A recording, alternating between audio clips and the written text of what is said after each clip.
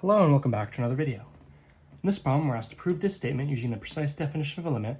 The limit as x approaches a of c equals c.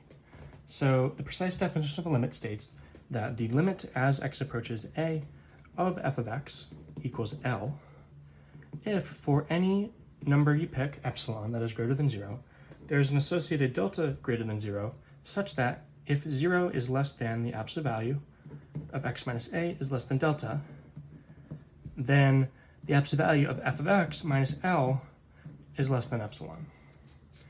So here we have the absolute value of x minus a.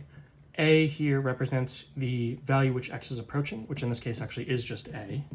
So this is less than delta, greater than 0.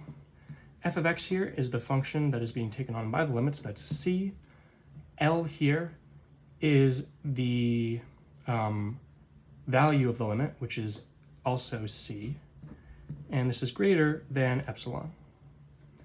Therefore, we have c minus c is 0, it's greater than epsilon. Therefore, we know that epsilon is greater than 0. So this is the relationship that we have come up with here.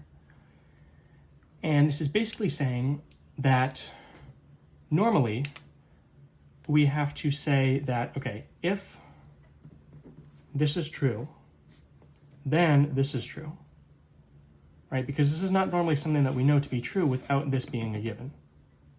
However, this is such a simple limit, right? It's the limit of a constant c, that we know, no matter whether this is true or not, we know that 0 is less than epsilon because it's a given that epsilon is greater than 0.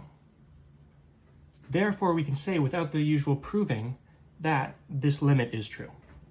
The limit as x approaches a of c is c.